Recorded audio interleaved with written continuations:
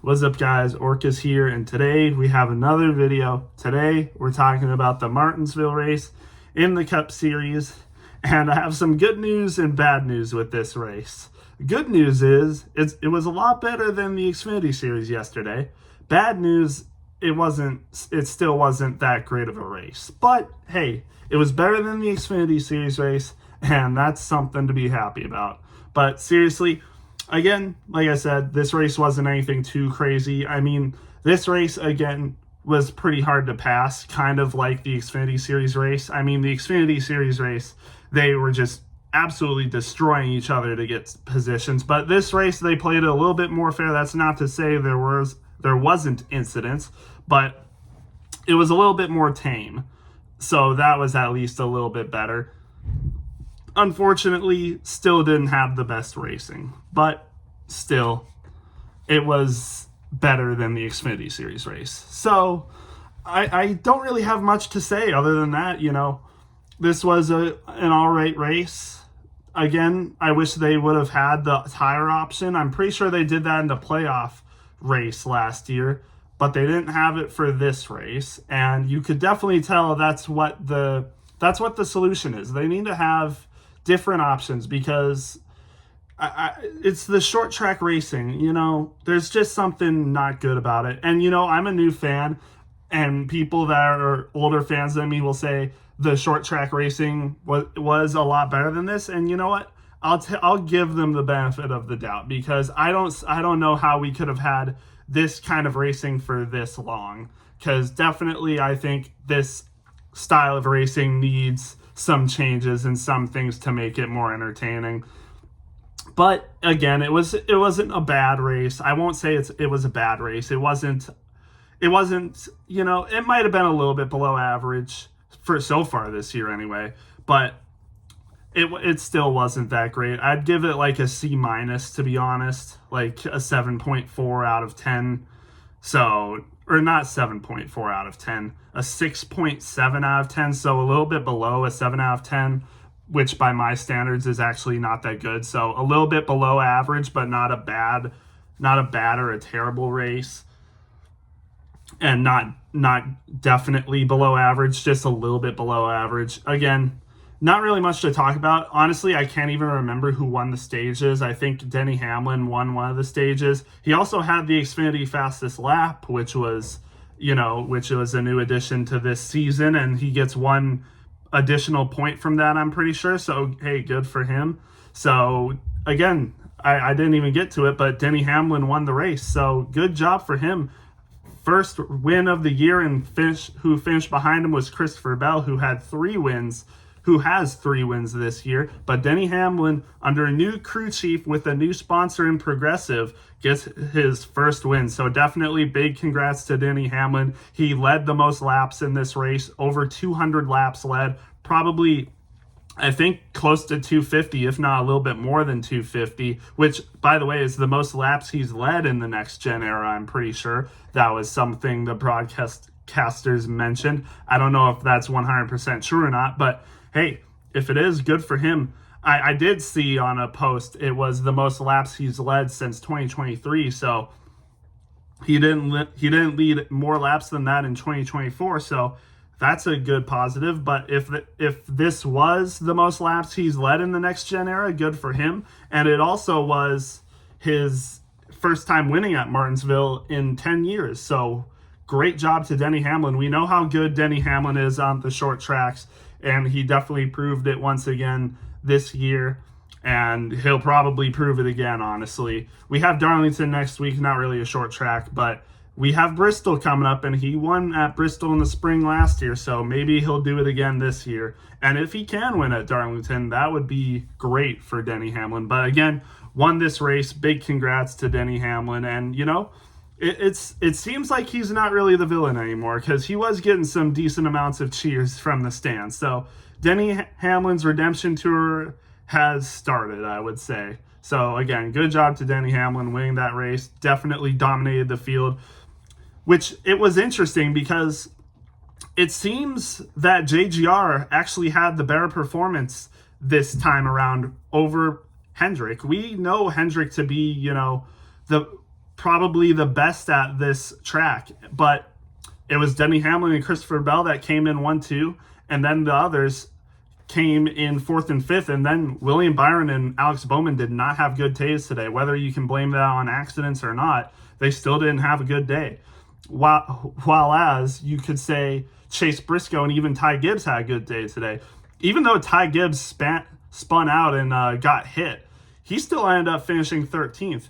The same cannot be said for William Byron and Alex Bowman, who got into some accidents, some trouble, but they didn't race back up there. But Ty Gibbs ended up getting a 13th place finish, and Chase Briscoe got a 9th place finish. So, hey, as a Briscoe fan, I will take another top 10. He got passed by Joey Logano on the last lap. Of course, we didn't see it happen, but, that's kind of fair because Denny Hamlin just won the race. Nobody cares about the 8th and 9th place spot at that point. But, hey, he did get passed for 8th place, which is whatever. I mean, what's 8th place over 9th place? Like, he still has a good finish, a top 10. So, I'll definitely take that. And, he had a good day today. So, I can't complain. Good day for Chase Briscoe. Good day for JGR. Ty Gibbs, so close to that top 10 finish. If he didn't get spun out and crashed, he probably would have got a top 10 because he had a good car today and was arguably better than Chase Briscoe, I'll admit. Chase Briscoe was making some mistakes, like going on the outside too much. So, maybe he could have done a little bit better, but I think Ty Gibbs was racing better than him. And I think he possibly could have finished better than Chase Briscoe. But again, still a good day for JGR as Denny Hamlin wins. Well, they have 3 cars in the top 10, just one outside the top 10 and had top 10 speed. So, again, really good day for JGR. And then, like I said, Hendrick was not the dominant team today, which is kind of shocking because they definitely were last year. They almost had a 1, 2, 3, 4 finish, but not this time around because, like I said, Elliott finishes 4th and Kyle Larson finishes 5th. So, yeah, really interesting. Toyota stepped up today, not so much the Chevys. But I will say it was an interesting race for finishes because I'll get to it now.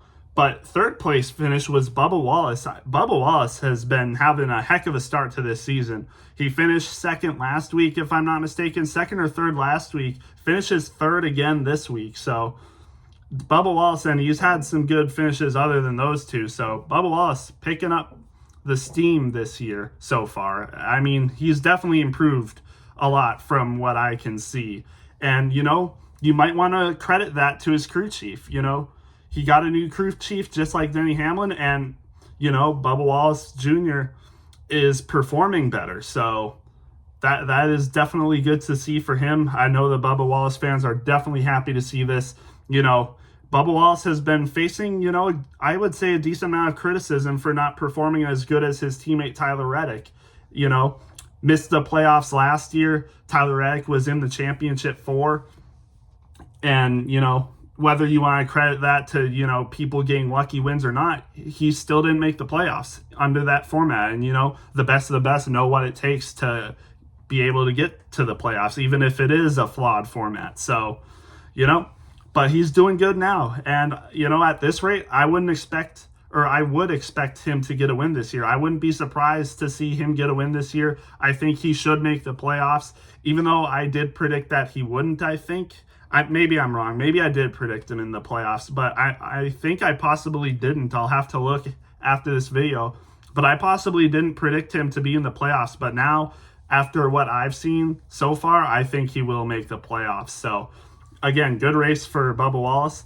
But then, in 6th, you got Ross Chastain. Pretty good performance from him. We saw Daniel Suarez in the top 10 a little bit, but he fell out. Ross Chastain stayed consistent. Whether you want to, say he was too aggressive or not, he still did it. So good job for him. 6th place finish for Ross Chastain. He's had a good start to the season so far as well. And another person that's had a really good start to the season is Ryan Preece. Another top 10 for Ryan Preece.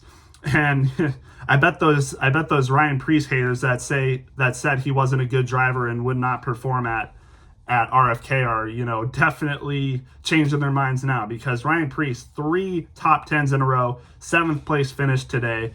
Great job for Ryan Preece. He's definitely performing very well. As you guys know, he's one of my favorite drivers.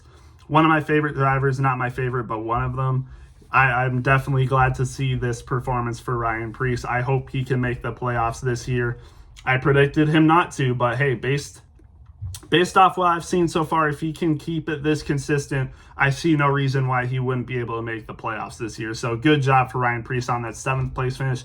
Joey Logano in 8th. I mean, what a comeback for Joey Logano. He started in the rear, I think, in the final stage at one point, and he made his way all the way back up to 8th place. So good job for Joey Logano on his first top 10 of the season. So, hey, that is really good for him. Great finish for Joey Logano. Passed Chase Briscoe at the end on the final lap. I'll give him credit. He had a good car. I will say, maybe the reason he did do so good and find his way into the top 10 is because he pitted a lot later than the leaders, or a lot later than everyone else. I'm pretty sure at one point I saw like the people, most of the people pitted like 114 laps ago, and then you had Joey Logano at like 75. So he had like 40 lap fresher tires than the rest of the field, which probably did help him get from, the rear end to all the way up to 8th. So, I mean, the tires, I guess, did really play a big part in this race. And, Joey Logano, I think, was the only one really on that strategy that actually had a good car still. So that's why he was able to do it and like be the only person that really was able to make it work like that. So, but still, hey, Joey Logano is a good driver, has a good crew chief. That's why he's good at what he does. And, first top 10, and he's doing good on points too. So, again, don't be surprised when Joey Logano possibly wins another race this year and makes the playoffs. That's all I'll say. Already talked about Chase Briscoe getting a 9th place. I love that for him. How about Todd Gilliland? Top 10 finish for Todd Gilliland. I mean, I don't know how he did it, but because he did not have a good race last week. I'm pretty sure he finished outside the top 30 just based off of speed, I'm pretty sure. But hey, top 10 finish today. Good for him. Ryan Blaney finishes 11th. He had a weird qualifying effort, but he seemed to have a good car afterwards. And then I'm not really sure what happened. Finishes outside the top 10. Uncharacteristic day for Ryan Blaney, I would say, but still not a bad finish whatsoever. Michael McDowell had a pretty good day. He was running inside the top 10 for a lot of today, but just unfortunately couldn't make it work to get a top 10. Would have been nice, but hey, still a decent finish for him. I think, yeah, he's by far, pretty far ahead the best Spire car today. So good job for him. Ty Gibbs already talked about 13th. Not terrible, was running good. Unfortunate caution for him. Still made it work though. Tyler Reddick, 14th, a little uncharacteristic of a day, but still not a terrible day. He was running in the top 10 and then I guess just didn't have the car for the rest of it. So Ty Dillon, 15th, not a bad finish for Ty Dillon, honestly. Finishes pretty decently better than AJ Allmendinger, which isn't really expected. I would say AJ Allmendinger has proven that he's probably a better driver than Ty Dillon, but Ty Dillon got the best of him today for a top 15, so not bad for him. Then, we got some people that aren't really, as notable. Zane Smith, 16th. Kyle Busch, 17th. Austin Dillon right behind him in 18th. Carson Hocevar, 19th. Ricky Stenhouse in 20th. Suarez in 21st. William Byron in 22nd. Like I said, he had some issues. Finishes, a lot worse than what you would expect. Then you got AJ Allmendinger, 23rd. Eric Jones, 24th. Chris Buescher, 25th. This one's unfortunate because Chris Buescher was having a really good day, and this then just unfortunately got taken out and, was definitely not very happy. Him and Noah Gragson also got into an incident, and Noah Gragson was not happy with him. But it's an unfortunate day for Chris Buescher because he did have a top 10 car and then got spun out. So that was hard to see for him. But yeah, I forgot to mention that Ty Gibbs and Tyler Reddick had some beef, and that's why Ty Gibbs got past him towards the end of the race. He definitely just straight up bullied him for that spot because Tyler Reddick was the one that spun Ty Gibbs out, and he was able to make it back up the field, credit to him, but he definitely got past Tyler Reddick in a non-conventional racing way that would otherwise not be respected. But still, they finished pretty good, I would say, so it's all right for them. Maybe they had I don't think they would have had a talk after the race, but that was just some feud that happened between them, like Chris Buescher and Noah Gragson. It's short track racing. So that stuff is bound to happen.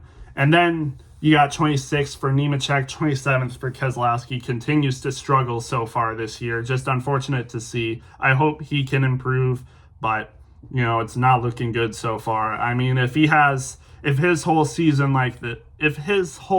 is like this, I would expect him to retire soon, which is sad to say, but it might be true.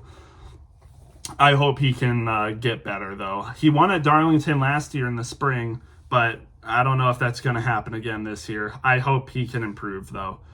28th, like I said, for Alex Bowman, just not a great race. Got into an incident, so unfortunate. Justin Haley, 29th. I think we got to have it.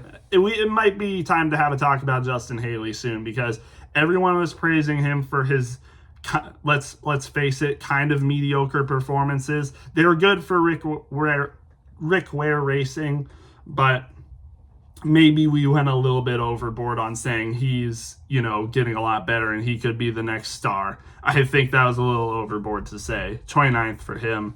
Noah Gragson, 30th, like I said, was involved in an incident with Chris Buescher, unfortunately, but he didn't have a great car to begin with anyway. He wasn't going to even get a top 15, I don't think. So, unfortunate day for him, though. And then you got Cody Ware in 31st. 32nd for Riley Herbst. I think it's time we have a talk about Riley Herbst as well, because his teammates are performing a lot better than him, let's just say. And he is nowhere to be seen. Just unfortunate. I think, I don't remember where the laps down started at. It might have been around like AJ Allmendinger or something, but yeah, I think a lot of these people like below at least like 24th, I'm pretty sure, ended up finishing laps down. So unfortunate to see for them, but still.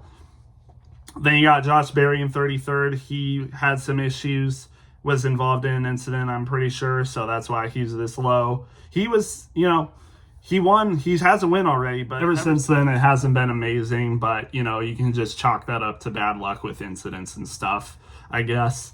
Then in 34th, you got Cole Custer. He was doing good for a little bit and then just fell back. I think he was involved in an incident, so that's why. But he was having a good day.